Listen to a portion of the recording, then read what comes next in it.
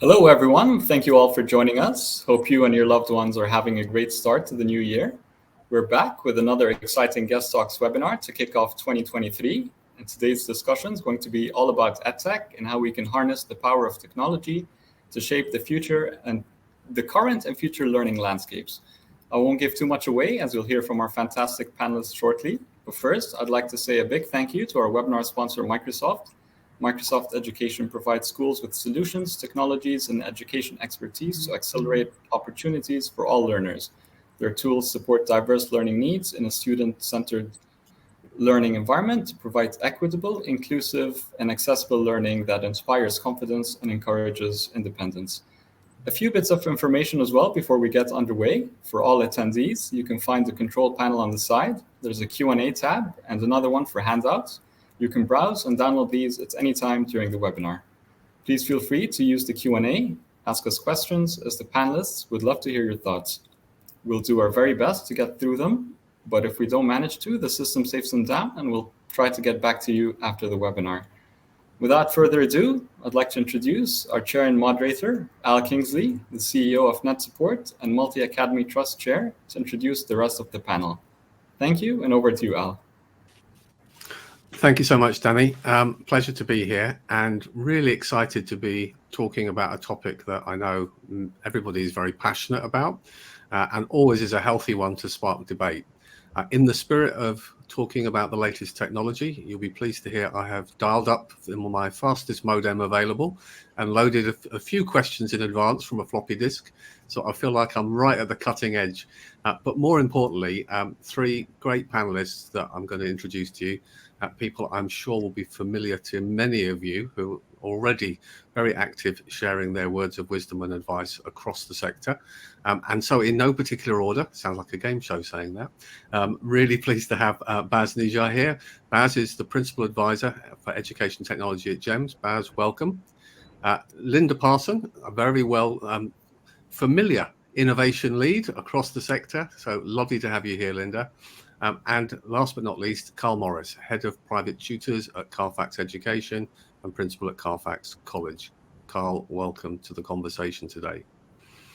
Hopefully you've got a sense from the title, EdTech Future Learning, the kind of things we're going to be talking about today.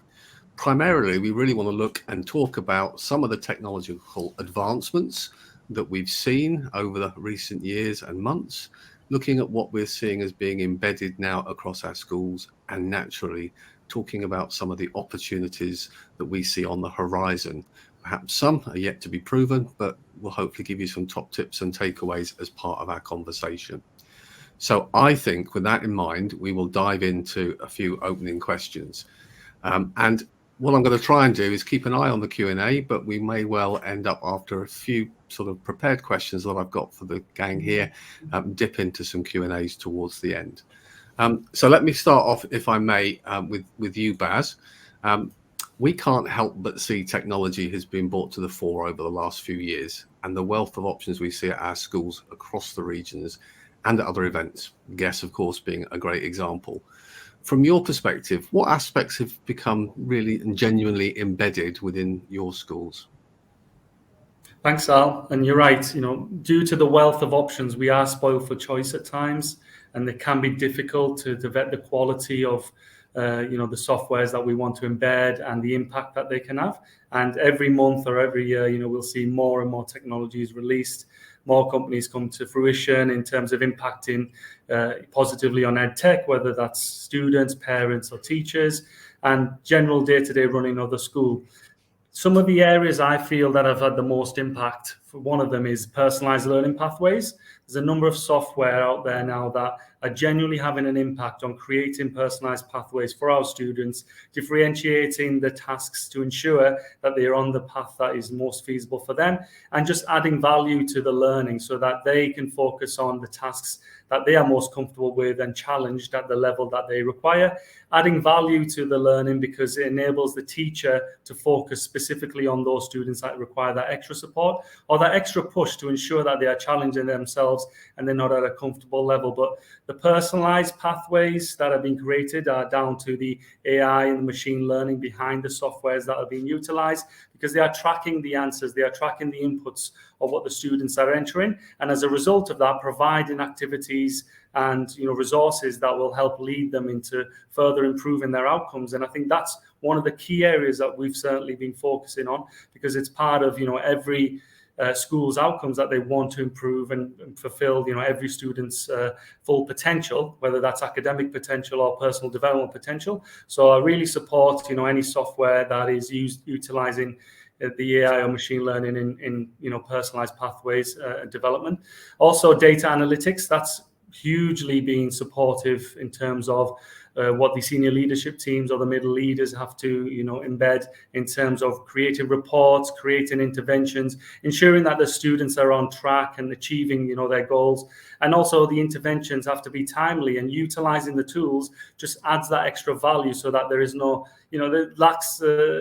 reduces the human error, let's just say, and also provides an opportunity for teachers again to focus on the individual student rather than the admin work of having to shift through different inputs and data entries that they have to look through on a regular basis. So the data analytics, the dashboards that they receive, the instance of that input and output of those dashboards has been hugely impactful across the board. And I think these are the areas that are truly having an impact. They don't sound as exciting as the metaverses or the VRs, but they are the ones that are leading the way in terms of adding value to the the day-to-day running of the school. Slightly different to that, the focus area is gamification. That's an area I'm really pushing right now. But the gamification element is adding value for the student engagement, and it's also enabling students to understand their learning journey in a slightly different way, in a more enjoyable manner, but it's still having impact on their curriculum outcomes. So it's giving feedback instantly or over time on their progress, but it's enticing them to do more. It's enticing them to explore further because of the feedback that they're getting from the different types of software that use gamification tool that's embedded within the software and the curriculum that is being utilized. When it's gamification for the purpose of just completing an activity and there's no feedback, it's just saying, well done, you've achieved X, Y, Z, that's not really adding value. But the software that really, the softwares that really having an impact are the ones that give personalized feedback on where to go next, how to progress to the next level, and celebrating the achievement of the student and alerting the teacher as well in the classroom to ensure they have that engagement factor and to ensure that they celebrate those moments, where the students are making progress on a regular basis. And any tools really to reduce workload. Teachers are overworked in many cases across the world, but we know they love their job day to day. And anything that enables them to have further impact, further time with the students, with the individuals and their classes is always adding value and improving the speed of the dialogue and the discussions that they have day to day. Now, I'm not going to list specific software, but there are many out there that I'm willing to speak to people about. But there is certainly these key focus areas that I believe are at the forefront for any school leader to focus on. Baz, I love that. You're giving us a great shopping list there. And I kind of feel like there's a real relevance and link there to some of the things we have in our trust digital strategy, particularly that effective use of data for purpose rather than just data for data's sake. When you talk about the rise and the breadth of solutions that are now available for personalized learning pathways, and we've seen them increasing in recent years to provide that stretch or to take a student back and build a little bit on their confidence. Do you see the barrier now as being the technology or about staff's confidence about how to incorporate it into their lesson planning? That's a good question. There is always that, I guess, reluctance to trial new things, when you are set in your way and things are certainly working, especially for those outstanding teachers. But we still need to explore, because we can still improve even though we are outstanding, and you can still support others to improve by sharing your success stories and sharing the technology that has helped you the most, and ensuring, at least within your school environment, if not beyond, people are aware of what's actually having the impact. Because there is such a vast wealth of opportunities and options, it can be overwhelming to have constantly having software companies approach you and saying they're the best in this domain.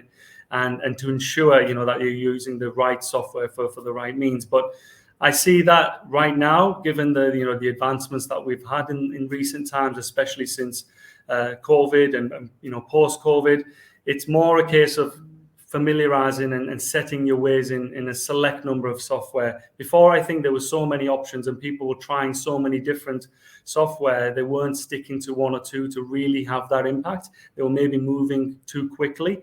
But right now, I see that people are starting to understand that there are a select number of providers that are leading the way, and they're coming, to the forefront. Perfect. You're obviously sticking to my adage, which is less is more and less is chocolate. So I'm with you on that one. I'm going to jump across to Linda, who's got bags of experience around this. Linda, you've had roles with a real focus on delivering digital change within your schools.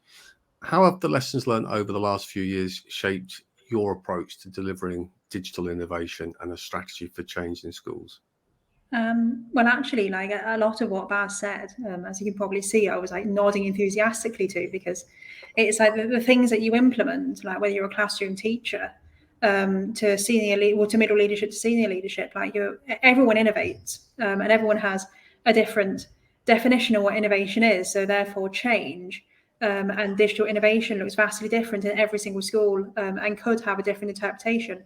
Now, it's fine if every single school has different interpretation of innovation to an extent, but then like when in your school there's 50 different definitions of innovation, that's when it becomes complicated. So I guess like the lessons learned for us is the first thing that we need to do is get everyone on board with a constructive vision, and that vision needs to be, and is so essential to be, like part of it's like umbrellaed under the school's vision and the school's direction. Or at least its mission statement, So, and that's because when I first started being an EdTech lead or a digital lead, I realized very quickly that not only does everyone have an opinion on how I should be teaching science, okay, like everyone has an opinion in education, everyone also has this opinion and this baggage when it comes to digital technology and what it should do and what it shouldn't do, and the marvelous things that Baz has just said and the things that we know like can be in a school.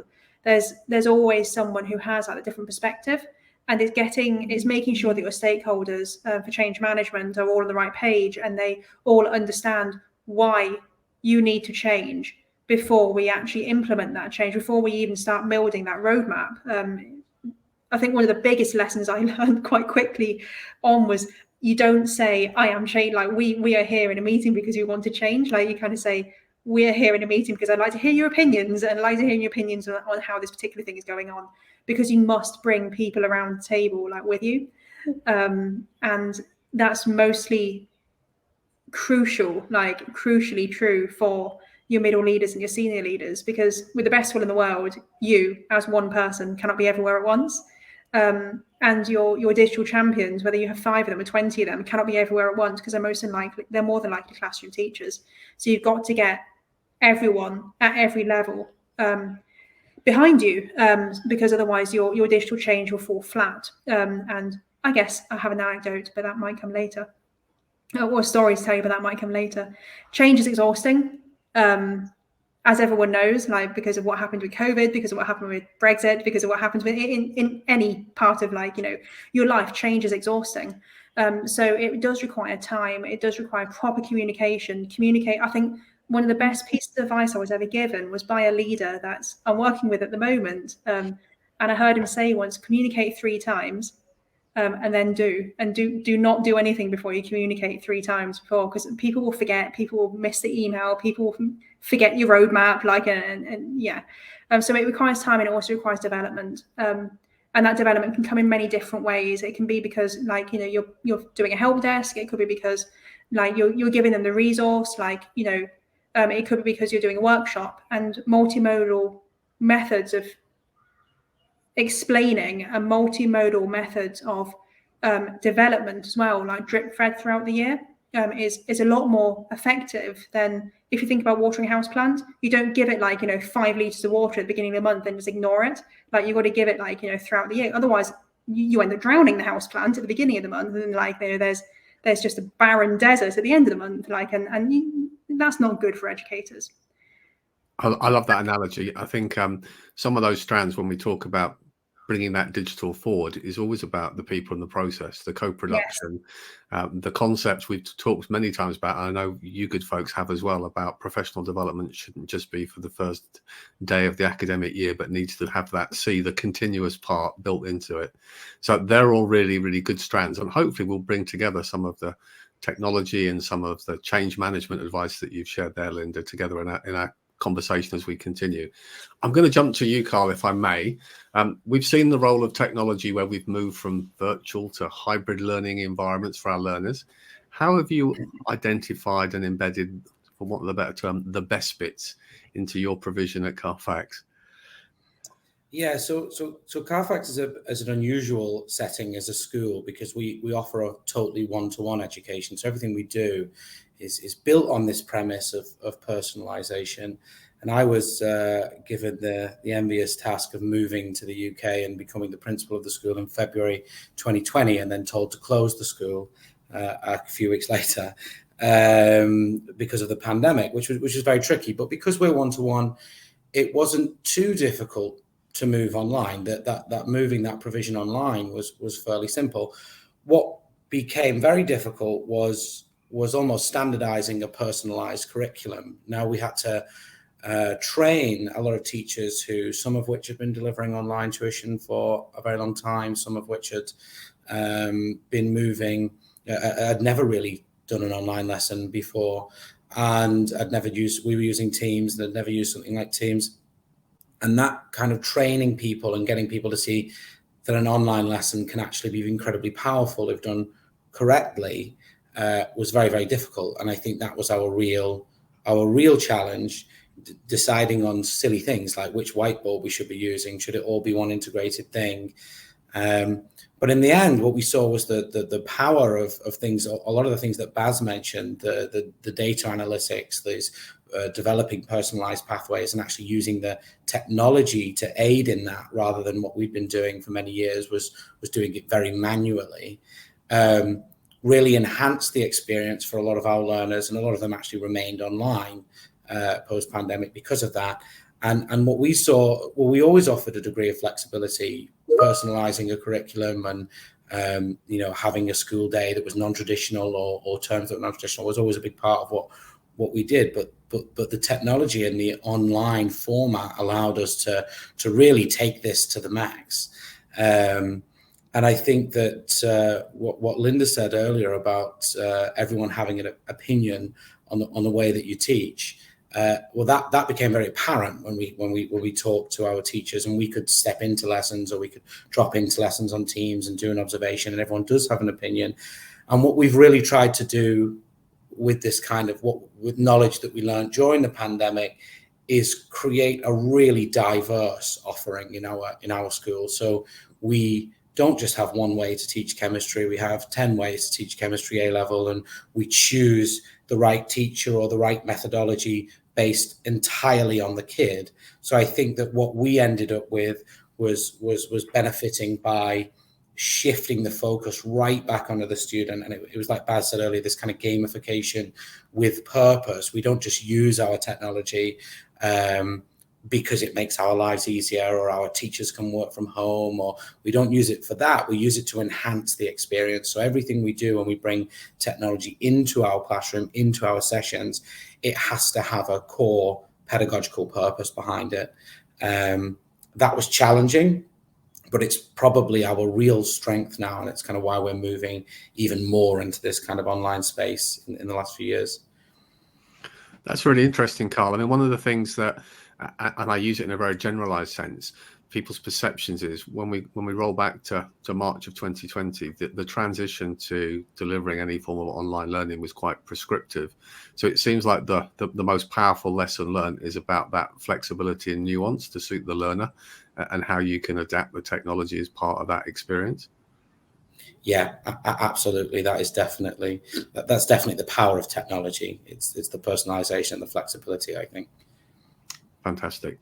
You'll be shocked to hear we're only 15, 20 minutes in, and I see OpenAI has already appeared in the Q&A.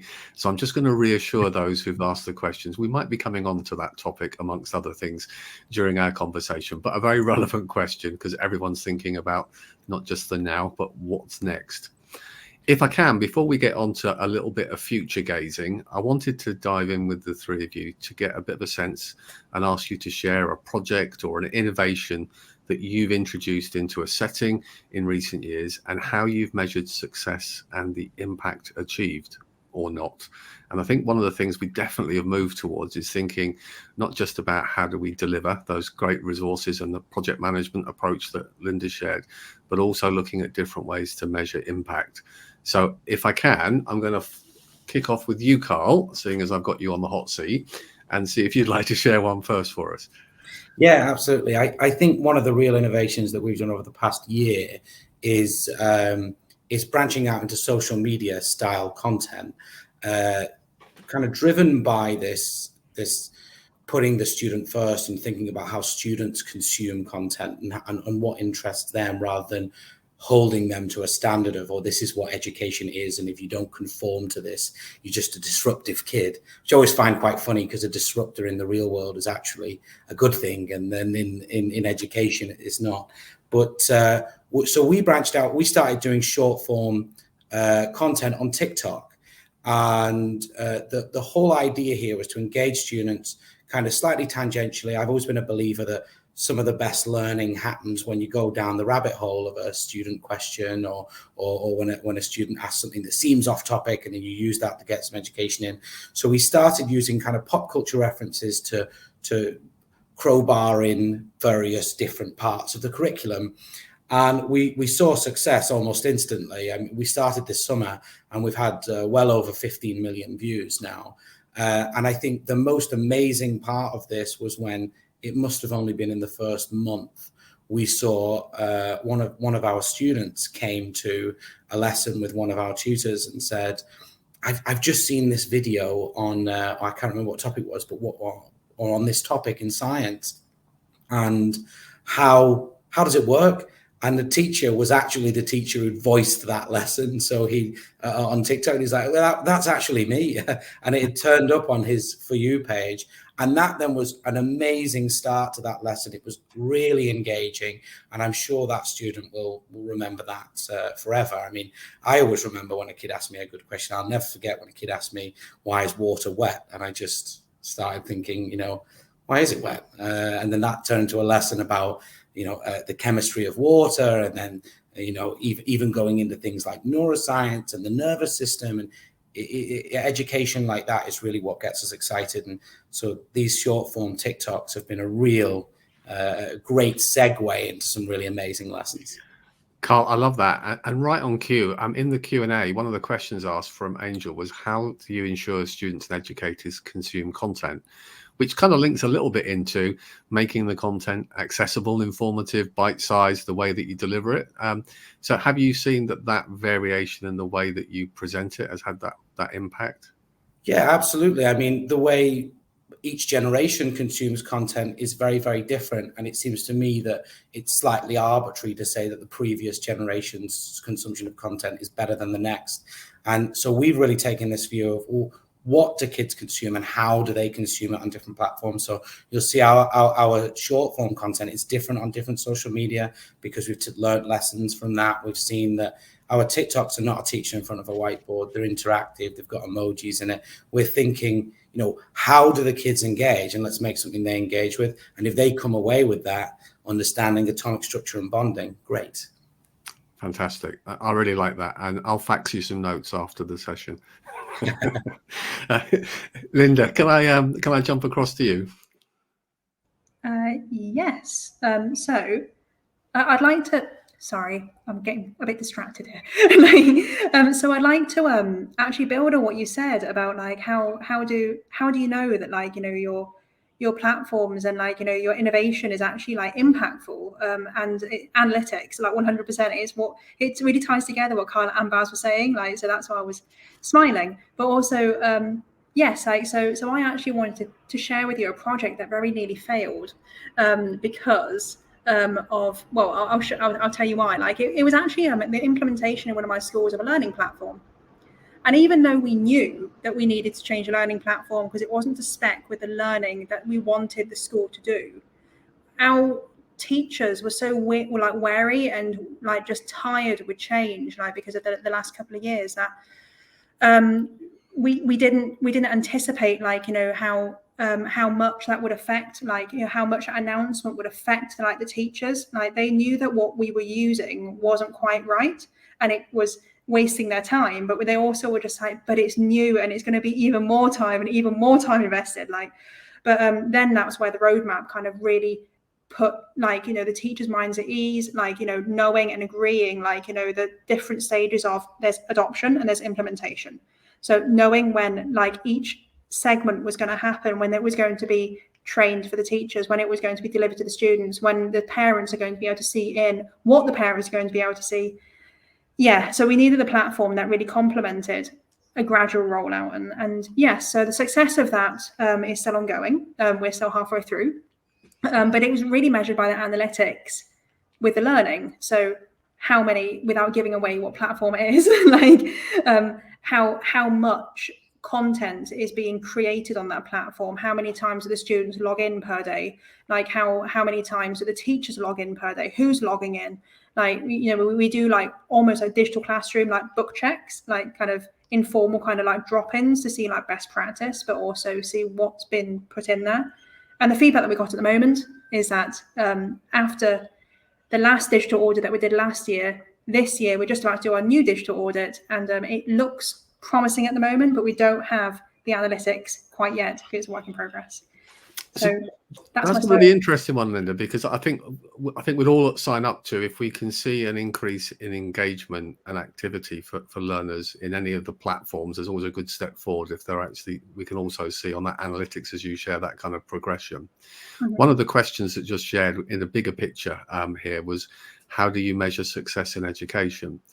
And one of the things I've always kind of try and argue is that wider lens, that we need to look at student engagement, progression, well-being and happiness, but also in the current climate, tools that have been alluded to by all three of you that help save time, teacher workload and so on. So from your point of view, when you're measuring that kind of analytics, you know, how broad do you look in terms of the project as a whole? So that's why we need to use the analytics of the platform. How many times are they uploading, and like how much time are they spending on the platform? But also, there's something called a workload planner on there, which like kind of looks at how much time the student, how many deadlines are out for the student. But that's why our digital audit, which has 9 questions, which we always send out the same questions to see the pain points of the platforms that we're using, but also the opportunities for next year. That will give us kind of more, is it actually good for the teacher's well-being? Is it good for time management? Like, how are they finding it integrating with Microsoft and Google? We're also transforming to Microsoft. Like we're almost there. Like, but again, it's a 24-month like process. So it's a lot of change going on. But it's the wider lens is really important, and I believe you can't get that until you're probably in term 2 of a school, because again, you've got the implementation, the rollout of the platform, but then you've also got the adoption, and adoption doesn't come until people are happy and confident with it. Absolutely. Yeah. Perfect. And thank you for mentioning our sponsor for today's session, Microsoft, and for showcasing your EdTech pooch that popped up as well. I'm going to go across to Baz, because I think on the timeline, he's got about a minute before he needs to wave his hands and make sure the lights stay on for him. So Baz, could you share from experiences across some of the schools that you're involved in?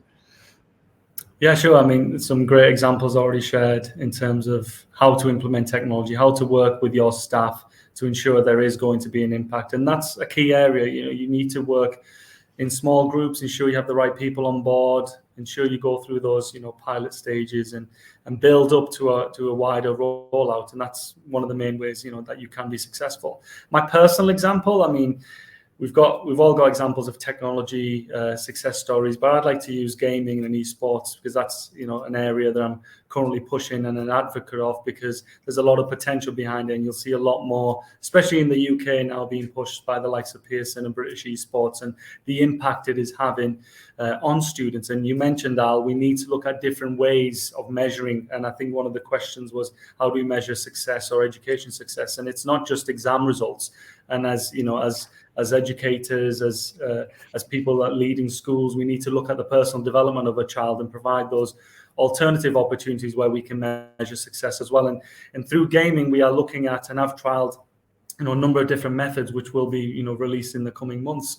And it's not just about gaming to get them engaged and saying, by the way, your reward for this week is go on to X, Y, and Z game and enjoy some time. It's about building a curriculum around the engagement factor of the gaming. So if you take things like Microsoft Minecraft, and we can name drop them in there because it's a hugely popular game, but still underutilized. It's still not utilized for its curriculum content, and you can get so much engagement from the students by using transferable skills and cross-curricular content that can link to STEM. But there are genuine lesson plans around curriculum content for English, science, maths, etc., already established on there, which you can adapt.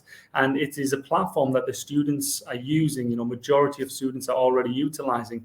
So if they're already engaged in a platform and you can add learning to it, and you can get outcomes on success stories, you can build objectives and success criteria around it. You can say, these are your objectives for this world. You can say, this is how we're going to measure success in terms of your achievements, and link that into your maths curriculum, science curriculum, or whatever areas you want to implement. Now, if you're fearful of that, then just learn it step by step. Ask a student to lead you on it, because they are the experts. You will see some who are way beyond you in terms of expert levels, and that's absolutely fine. Embrace it, let them become the leaders of the classroom. But for me, different types of games. One is where you can directly link with curriculum, so such as a Minecraft example where it has content actually available, and others is where you create a pro forma yourself. So I'll give you some examples. We had students in different classrooms, and we measured them as you would through a lesson observation. You do that. Every school has outcomes they need to measure, and lesson objectives is one of the ways of measuring that. We took elements of those lesson objectives, the lesson plan performers and the pedagogy that is used, and we put that into a gaming environment. So we gave different types of games that they would utilize, whether it's strategy, whether it's first person player, whether it's collaborative games, and so forth. And we measured them on the very similar skills that you would in the classroom, and you'd be surprised at the variety of outcomes. So where the student was maybe silent, not engaging in the questions in a classroom, and you're really trying to push for them to give you some answers, you put them in a different environment and they were utilizing the same skills. They just weren't aware that they were utilizing those same skills. When they were solving problems, it was just a different environment. And what you can do, if you're really keen to integrate gaming, you can use your lesson pro forma and break it down. You can set the objectives and success criteria and the differentiated tasks. You can measure on where their starting point is and where their end point is, and what impact they had on achieving those goals. And if it's a collaborative task, you can see whether they were a leader, whether they were a passenger, whether they had any type of input into the outcomes. All of that is actually feasible. We just need to get out of our comfort zone and don't be too worried about understanding the game itself, but look at the environment that they're performing in. And to flip that, because gaming has been utilized to engage the disengaged, but it's also about putting them in different environments that they're not comfortable with. So even leading students who are straight A's and straight 9s and 8s across the board, some of them were finding these environments challenging because it wasn't, they weren't used to the steps and the sequences of this gaming environment. So when they struggled, they had to think about the next steps. Whereas in the classroom, they revised, they regurgitated, they learned, the questions and the answers. They were comfortable in that environment. But you put them in an environment they're not used to, they had to relearn some of the skills. You had to transfer some of the skills over, which they weren't aware of. So there are different ways that you can challenge students through that. And it's been hugely popular, hugely successful. And we are going to launch, across the network and beyond. So There's more to it. I won't go into too much detail, but I just wanted to give an example of where you can utilize something you wouldn't consider usually as a traditional way of measuring successful outcomes. Thank you, Baz. I love that, and I know from a personal example in our schools, we see some of our learners that transition from year 6 to year 7 that struggle academically getting into the English curriculum, but are very busy and actively building the globe theatre in Minecraft, and indirectly are learning some of the key points and starting to become engaged in that learning journey. So I think there's all sorts of different ways. Maybe sometimes the word gamification puts people off because it's not about games in the purest sense. It's about just shifting the learning environment and the process. Absolutely. Right. If I don't mention some future tech at this point, I think our Q&A feed might explode because we've got lots of interest when it comes to the future. Now, I wanted to talk a little bit about ideas about Metaverse, Web 3.0. We've got XR, which obviously links in for those listening in terms of AR and VR, AI, NFTs. The list could go on and we could all get very excited, or perhaps not. We had a fantastic conversation at GESS conference in Dubai in November talking about the metaverse and future learning opportunities. But what I wanted to do was really unpick with you folks what aspects you think really pose genuine pedagogical benefit and potential, and which in your mind are the kind of the themes to watch. So I'm going to start with Baz, if that's okay. What do you say making an impact now, and what do you think is still a few years away? Yeah, there's, again, a lot of emerging technologies are appearing and at different levels and different quality of content that they are creating. We're still talking about, VRs, even though we were discussing VR being an emerging technology 10, 12 years ago, and it's still not utilized in everyday school life, right? So we've got to be careful about what technologies are out there in terms of the content that they can create, but also the scalability, because you can have great content for maybe a classroom or a select number of students, but is it scalable across a whole school, a whole year group, etc.? So for me, currently, I'll just briefly mention a few and a few areas that I'm interested in. So NFTs is one, especially the blockchain environment. They're currently being promoted, obviously, by social media enthusiasts in terms of creating content and earning money from it. But there's a lot more behind that. There's a lot more, you can get from a creative, artistic element in terms of digitizing your work and digitizing your thoughts. And I think the art is a way forward for NFTs to really have a true impact on long-lasting, creation of artistic developments that a student will have, rather than it just being on paper design. The learning technologies to create, whether it's icons, whether it's characters, whether it's their thoughts and putting them into a digital painting, but they can then scale them as well in terms of sharing it across the board. They can also potentially earn from this in the longer term and be really creative and sell this to not just people, but also organizations. There are a lot of investors now looking for these digital artists to create these NFTs. But for me, the art stream, which often gets missed out when we're talking about these subjects to focus on, we know the English, maths and sciences are always there as a focus area, and sometimes the arts are missed out. But whether it's music, whether it's painting, whether it's drawing, or whatever the arts that you're utilizing, NFTs is a way to express yourself in the digital form, and it's an emerging technology that will be utilized because it's behind it is the blockchain technology, which will take over in terms of how we communicate, how we interact, and develop our and save our work, really. So there are a lot more, obviously, intricacies to that, but for me, NFTs and the arts is a huge opportunity for students to showcase their achievements, and the blockchain behind it, blockchain credentials, is definitely something we should be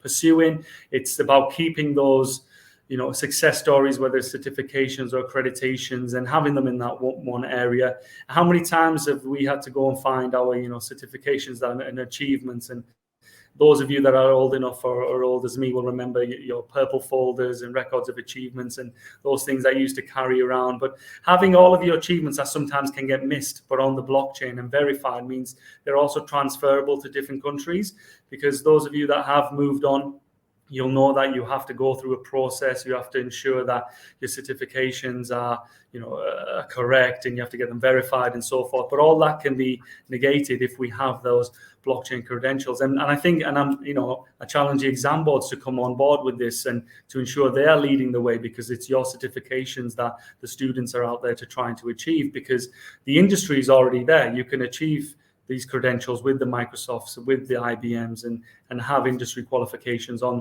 the blockchain. We need the exam boards to come on board as well, I think, lead the way in that. And finally, ChatGPT is obviously on everyone's lips right now. It's posts are left, right, and center on LinkedIn and Twitter and so forth. The only thing I will say there is let's take a step back and think about what the technology actually is, and do your own research and look into it rather than just relying on one or two articles. And let's not be afraid of technology evolving, because it will evolve. We should be embracing it and looking at ways to utilize it rather than being afraid of it. So there's plenty of people out there now that you could follow that will provide you successful avenues and ways to utilize future technologies, whether it's NFTs, blockchains, or most recently ChatGPT. But again, those of you who've been in education for a while, remember when search engines first came about and students were able to utilize them? And I'm pretty sure since then they've been searching articles, copy and pasting, adapting, rewriting, content that they have found online, and also being able to find answers and to questions that they've been doing in classrooms. So these areas have already existed. It's not ChatGPT has suddenly created these opportunities that didn't pre-exist. But let's think about how we can utilize it. And you yourself, as if you're talking about K-12, you yourself will know about students' reading, writing, comprehension levels. Let's think about how we can get them to compare their answers to a ChatGPT answer. Let's see how they would utilize the information that they gather. And again, personalized learning can be utilized through ChatGPT. If you are looking for a specific answer, you can write that. You can say explain further. You can say explain for a 5-year-old, a 10-year-old, and it's only going to get more advanced. So let's use that as a supportive mechanism. And there's plenty more examples. I'm not doing it justice by sprinting over the content, but the concepts of the AI developments are going to keep advancing. So we need to be one step ahead and think about how we're going to utilize it rather than be afraid. And one thing I'm excited about, it's going to push education and educators to advance and reform, and that's what we need. And we'll be supportive of it. We'll ensure it's utilized in the right way. Just quickly, technologies that I still think are developing and will have an impact later down the line, even though they're a big area of discussion right now. For example, Web 3.0 and the Metaverse.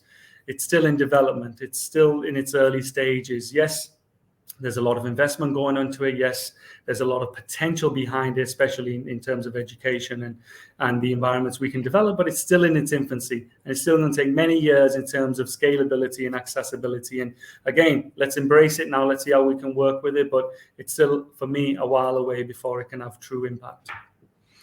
Baz, my goodness, there's lots and lots to you've covered there and to unpick. Your last point there, I think, is quite important. I think sometimes it's quite natural that people use the word metaverse and Web 3.0 in the same sentence as if they're almost interchangeable. But many of the things you're talking about now, when we think of NFTs and blockchain, they're all elements under the Web 3.0, but not necessarily that they're just part of the drivers that will facilitate the metaverse as we move forward. And I absolutely agree when it comes to blockchain and distributed storage of data.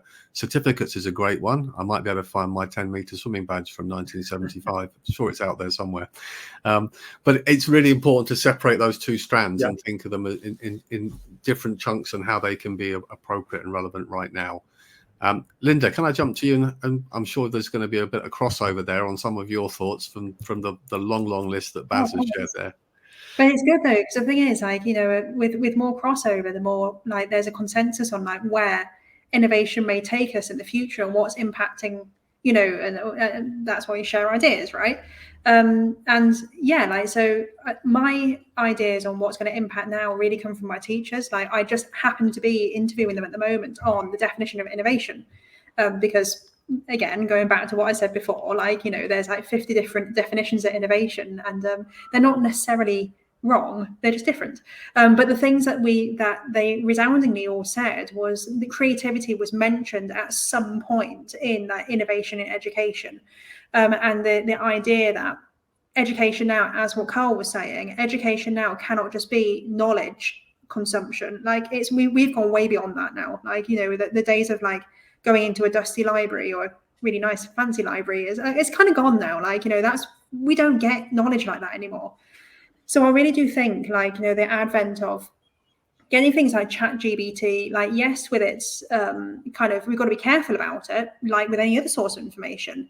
But like, you know, getting that information from there and like using AI for like faster analytics is the right here, right now. This is how technology is impacting innovation in education.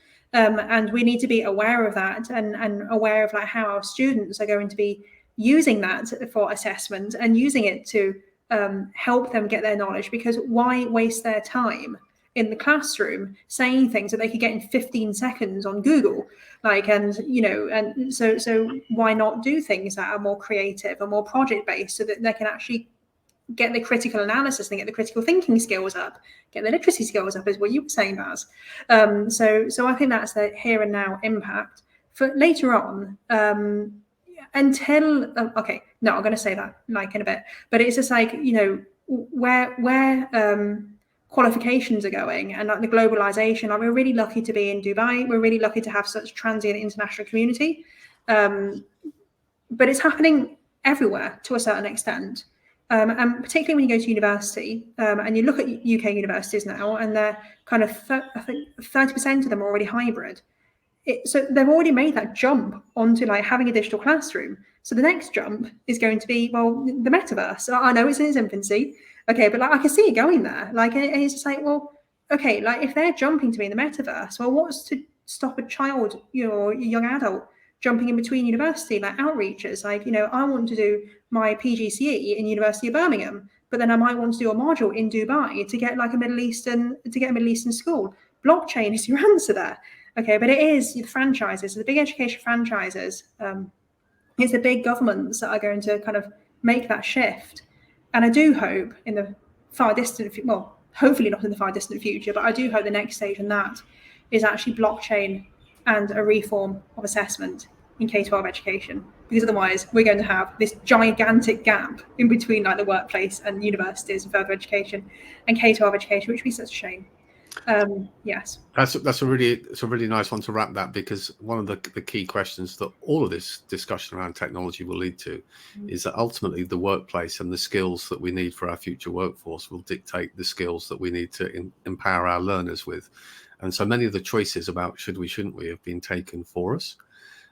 Carl, you've been left to try and come up with some points that haven't already been covered. So I'm going to add a kind of an extra question, if I may, to yours. So by all means, share some of your own thoughts on what's coming up. On the ChatGPT conversation, it's the next evolution of, frankly, having Siri and Alexa where we could ask a question. Of course, now we can get much more information. But is the key to ChatGPT and future iterations and other alternatives about the information that comes out or about the effective question that goes in? Yeah, I think you hit the nail on the head with the effective question. You mentioned that everything that we do in schools should in part be governed by the world that we live in, and it should be entirely governed by that and the careers that people are going into. And effective questioning is probably a skill that a lot of employers are crying out for. I know we work with a lot of major employers, and then they come out saying all these kids have great knowledge, but they're really bad at asking questions, or they feel like they can't ask questions, or they feel like there is a right and a wrong answer. And I think where you can really use ChatGPT and AI to augment an education is by using it to teach kids to effectively question. And because the thing that you have to realize is that ChatGPT isn't all seeing and it isn't all knowing. It's been trained on a bunch of data that we don't know what the data it's been trained on. We don't know how accurate that's been. You still have to question the output from ChatGPT. I don't know if you've seen, there's a thing doing the rounds at the minute, I think on LinkedIn, that was, I think it was ChatGPT themselves that posted it. And someone asked it the question, Mark's mom has 4 kids. One's called Sarah, one's called Jake, one's called James. What's the 4th kid called? ChatGPT had no idea. It said the answer is in the question. ChatGPT said, no, you've only given me 3 names. No, the first word was Mark's mom. So the 4th kid is Mark. And it couldn't answer it. So there are loads of examples. It got banned off Stack Overflow because it couldn't answer coding questions right. And that's something it should be pretty great at. And it was the danger here was it was giving answers that seemed right but were wrong. And when you give that to an expert programmer, they can spot it, right? You give it to a kid who knows nothing about quantum mechanics and it teaches you quantum mechanics wrong. Unlearning that is twice as hard as learning it right the first time. So I think we have to be really, really cautious around using tools like OpenAI and ChatGPT. They're amazing tools for the experts themselves. They save teachers tons of time. They give you amazing templates for lesson plans, but then they have to be personalized. They have to be adapted. They have to be built on top of that. So I think ChatGPT is an incredibly powerful tool. We will see future iterations of it, but we need to ask ourselves, where is the answer coming from? What data has it been trained on? And one of the lessons that I've always been really passionate about teaching my students, my background's chemistry, so I often teach chemistry, is media science, because there's so much rubbish out there in the media, red meat causes cancer, red meat cures cancer, coffee causes cancer, coffee cures cancer. You look at the Daily Mail's list of things that cause and cure, they're almost exactly the same. And how are you supposed to decipher, if you're not a scientific mind, that information? I think that's an incredible lesson, a very powerful skill for students to have. And I think it will become far less, as Linda said, about the knowledge. The knowledge is at our fingertips. You just have to ask yourself, where's the knowledge come from? And is it truly right? If you Google a question, the first answer that you get back isn't always the correct answer. And we have to teach kids to critically appraise that information. But just to add quickly about what I think is because I'm cautiously optimistic about OpenAI, and I would say at the minute, and I think it has some great use cases. I do think things like the metaverse are interesting, but they're in their infancy, and we have to think about how we use that in a lesson. Just chucking on a VR headset and putting a kid on Mars isn't necessarily the best way of conducting a lesson. I think augmented reality is quite powerful for engagement. And I think merging the physical and digital of worlds, I think when people talk about the metaverse, I'd be very interested to see that path be the future metaverse, a merging of worlds, not a VR headset that we all explore a world in. But I think the real thing that interests me is blockchain, and I think blockchain credentials, blockchain, because I think and Web3, because this idea of owning your own data, owning your own achievements throughout your entire life. One, it encourages lifelong learning, it encourages to keep doing this forever because everything's been mapped. And 2, it means that schools a particular school doesn't have a monopoly on a kid's entire education. If I like the science course from this school, but I like the English course from the other, I see no reason why in a future digital world, kids couldn't take the courses that speak to them. And that speaks to my core idea of personalization. I don't think one school can fully personalize curriculums because there's only so many brains in that thinking up the different ways to learn. And there are many ways to learn as there are people on the planet. So I think that Web3 will open the door to this. It will open the door to choice and flexibility and freedom. And I think that'll be incredibly powerful. Thank you so much for that, Carl. Lots to cover there. I mean, there's interesting advancements. The next iteration of ChatGPT version 4 is supposed to move from 2 billion to 2 trillion data sets. But all these themes, we've talked about the need for skills and where we need to actually take the context of that knowledge and have effective questioning and how we use it more effectively. All these things come back to the fact that the increasing role of EdTech and the technology is not to replace the skills and the human interaction of the teacher, but to facilitate and supplement and to make and create a more engaging and a more successful learning environment. The human factor is the common that unlocks those capabilities and skills to use the technology. And I think it's always really important that we don't forget that. This isn't an alternative to, it's something fantastic that could add to the mix. I'm really mindful of the clock is ticking on our chat. I wanted to get a short answer from all of you, because what we have shared is there's huge choice out there. There's some amazing products and technologies and solutions that we could be using. Baz, you're going to have to wave your arms around for the meter. There you go. But But there's also some solutions that perhaps underperform, and there's some that just aren't the right fit for your cohort or your school or your teaching cohort right now. So I wanted to get a short answer from each of you, really as a sort of a top tip or advice for those listening in today who are considering how best to select and use tech appropriately. And we're back to that word of impact. So it's kind of a top tip, how to go about finding the solution that's right, and then knowing that how you're going to measure its impact. I'm going to start with Linda on this one. Ladies first. Thank you very much. So I think I'm going to do two real short ones. The first one is get inspiration, but don't compare yourself to your neighbour, because your school is unique and you must celebrate that community and bring that community along with you. And the second one is never talk about technology. Always talk about with change, with the technology. Yes, it's there. Yes, like you're all leading on it, but you're not doing it for the technology. You're doing it for the students. So talk about the learning. Talk about the time saved. Talk about basically like parent communication. Talk about anything else but the technology, because you lose people, and people don't want to be drowned. They want to be empowered. So yeah, talk about the humans. I like that, because I think one of the aspirations that many set within their digital vision or their digital strategy is that ultimately technology isn't the conversation of the day. It's just another part of the teaching toolkit. It's just another part of the fabric of our schools. So very sage advice there, Linda. Carl, what about from you, sir? I would, when selecting the best technology, I would always try and remember that efficiency isn't always the number one goal for technology. I've always found that by pushing the kids off the track a little bit, that's where the best learning happens. We want them to explore, we want them to be engaged. And I think so I choose technology based on its engagement factor, but also, does it have a pedagogical value? Can it keep kids on a path, but perhaps not going down in the most direct route? So ask yourself, what are children actually using? What are they consuming? How are they learning in their everyday lives? Because don't forget, learning is more than just academic. People are learning every single day. So how are kids learning other things? And let's see if we can mimic that in the classroom. That's really a nice one. I see Afrim Syed has shared a question about how do we benchmark using and integrating our tools. I often talk about a rubric of splitting the two halves between that pedagogical assessment. Does it fit in with your curriculum? Does it complement what you're doing? Is it aligned with your priorities? And then keep the technology assessment about, is it device agnostic? Is it scalable on your infrastructure? Is it secure in terms of data protection, as a separate strand?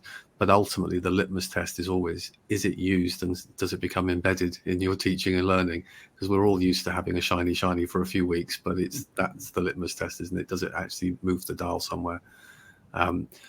Baz, can I jump to you? And then if we've got time, I might dip into a couple of questions. We've got lots of questions and engagement, so thank you to those listening in. Yeah, sure. Some great answers already, and I think we're all in line there.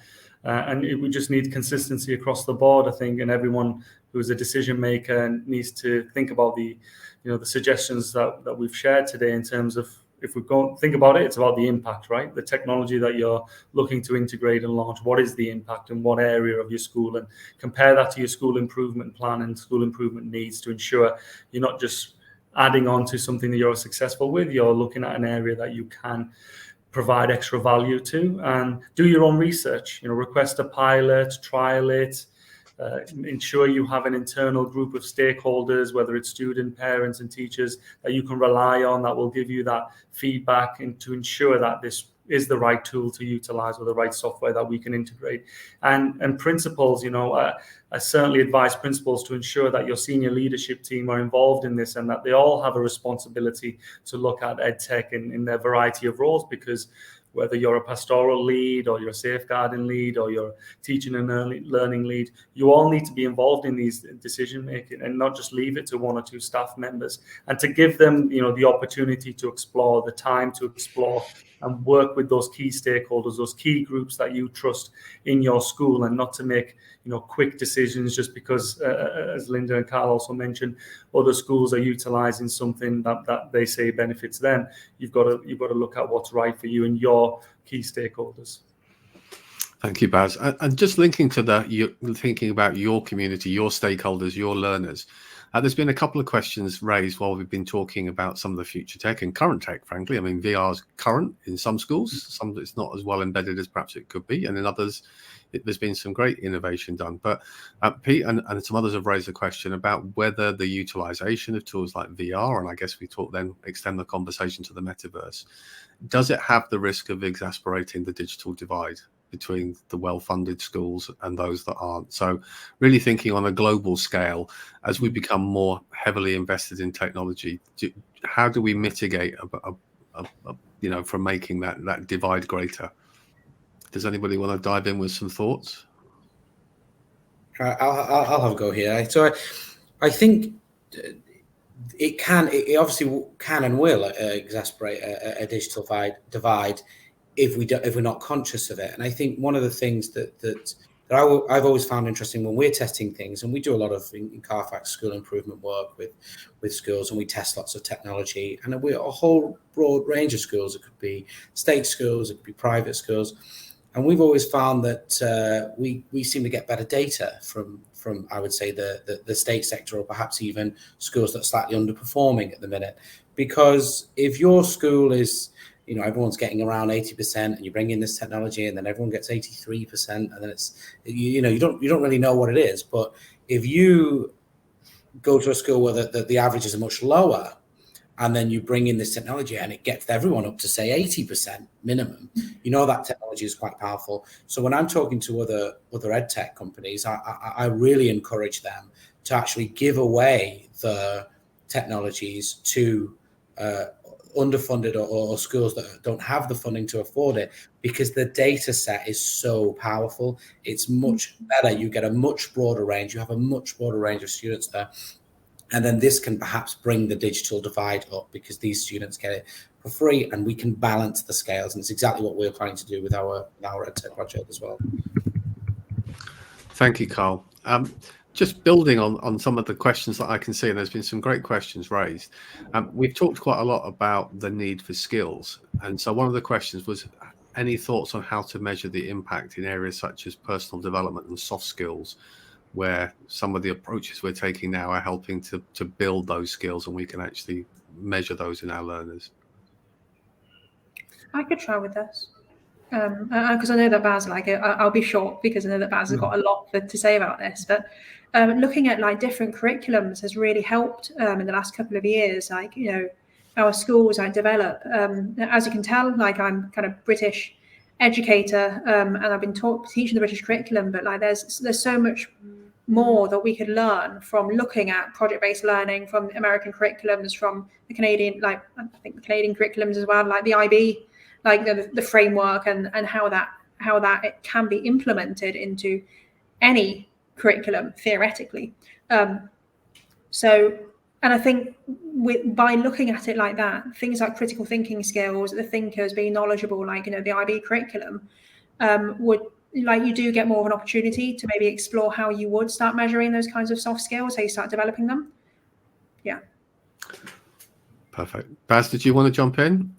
Oh, that's great. What Linda's just shared there. Definitely exploring. Don't be so rigid that you're stuck to one curriculum. Do explore the opportunities, and you can pick best practice and still stick to the statutory requirements that you have in your curriculum as well. But just, I guess, explore more of the types of activities, the types of tasks that you are given, and ensure that your lesson performer, has the opportunity to measure the communication, the collaboration, and just as much as you would measure, them achieving X, Y, and Z on their tests, we need to ensure they have equal values in terms of, the personal development opportunities that the students get in the classroom environment, but beyond. When I gave that gaming example earlier, it's about taking them into different environments, but you're still establishing similar rule sets to ensure that you're able to measure them, in action, whether it's through their personal skill development challenges, or whether they are situated in a new environment that they're uncomfortable with. It's not just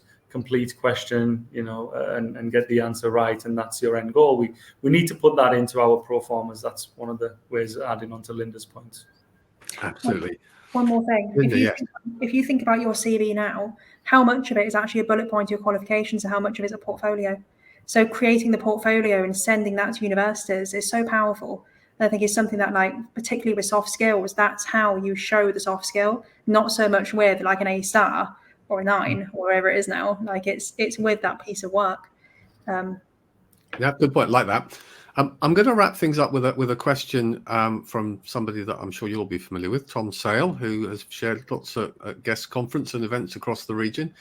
The big question really is, how do both teachers and schools keep up to date with this ever-changing world? What would be your kind of recommendations? I mean, obviously, hopefully events like today and the resources that GESS share on a regular basis are one way to continue your professional development and what's happening.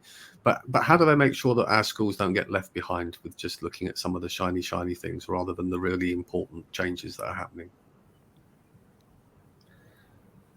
Shall I mention just one? I think we can all share a point, I guess, from our experiences. Let's have a point each, and then we'll wrap up with a thank you. And hi, Tom. It's just to reiterate earlier what I said. It's about giving the responsibility to the staff and ensuring they are all involved, and adding that to your personal, your CPD that you have, but also their roles and responsibilities. And that way you are building a community feel and not just leaving a few people stranded to look into all of the potential outcomes. And communication even within the school, because the art teacher could find something that's really beneficial, the maths teacher could find something that's beneficial. But it's about bringing it back and ensuring it. And believe me, there'll be schools out there that don't even communicate internally about the advancements that are happening, and they're often relying on one or two people. But really, it should be about your whole school community that the principal needs to lead on and ensure that it's being fed back at some stage. Thank you, Baz. Linda. One of our schools that, like, I think they do this really well, actually, is actually the sharing good practice. But the CPD that I've had, the CPD that traditionally is in the schools is very kind of operational based. It's quite theoretical, but then, like, where do you actually learn? You learn through blogs, you learn through Twitter, you learn through Instagram, you learn, same way that our students are learning right now. But it's that kind of opportunity for the leaders. Like, the leadership gives the opportunity to bring that into the CPD hours. And if you find the blog, like they say, like, that counts as 1 hour of you learning, and put that into your professional development, like, and like share it with your department. And the encouraging of people to do that keeps you current and relevant, and keeps your teacher's CPD curriculum like more relevant as well. Empowering teachers, that's what you said. Absolutely. I don't think we can underestimate the value of that community connection, and also that signposting within our schools, the flag bearers who've got experience on different aspects, so we can foster that. Maybe in one regard, that's been one of the benefits of the evolving technology within our schools, is we've actually ironically moved from physical silos to communicating more just by the technology that allows us to interact down the corridor with people that we perhaps wouldn't have had time to do normally. I'm going to wrap up with you, Carl, if that's okay. Yeah, I think I'll echo what Baz and Linda have said, that it's about empowering the teachers and creating a culture of sharing in the school and in the workplace. And it's more than just letting ideas be heard. It's actually actioning those ideas. It's letting people try. And whether that does result in something that doesn't work, we have to think, what have we learned from it? And I think that we see too many times that people come in with ideas of technology, and it kind of, the fear factor comes in, and people take a step back from it and say, it's not worth trying. And I think having that culture of if people have got a good idea, come pitch it, let's give it a go, let's at least have a pilot of this, encourages others to do it. And you're not always going to get it right, but when you do get it right, it will be amazing. And I think without trying it, people's ideas will just stop coming. I think that's a lovely way to wrap up the conversation. I think we'll all agree that we don't like a culture where we have fear of failure. Sometimes taking risks is the way that we accelerate innovation and confidence in our schools. So I'm going to say, on behalf of myself, thank you to the three of you for your contributions today. It's been really, really interesting conversation. And thank you to everybody who's posed questions in the Q&A. We've covered quite a few, but I'm sure there'll be others that we can answer outside of this. So please do connect with the speakers and find out more. And I'm going to hand back to Danny, who can wrap things up on behalf of GESS. Thanks, Perfect. Al. Thank you so much, Alan. Everyone, that was really brilliant, very informative, exciting. As you can all see, we've had a lot of questions from all over the world. I couldn't count the number of countries. It's been truly amazing to see the feedback and response from our viewers.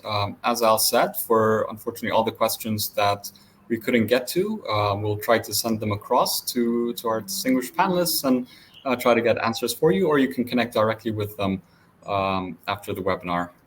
For any further questions, or if you'd like to, again, connect with our speakers, you can do so directly or send an email to marketing@gesseducation.com and we can do that for you. You'll also be redirected to a short survey once we end the webinar, so please tell us what you thought and if there are any topics you'd like to hear about. Thank you again to our sponsor, Microsoft. If you want to enjoy the webinar all over again, you can do so, as we'll be uploading it to our GESS Education website and YouTube channel, and we'll also send it across to all attendees by email. A massive, massive thank you to our panel and also you, our audience. It was truly amazing to see viewers from all over the world tune in. We'll be running webinars regularly throughout the year, so please make sure you're subscribed to our newsletter, follow us on social media @GESS Education, and visit guesseducation.com to stay informed of our latest events. Until next time, take care and have a great day. Thank you all. Thank you all.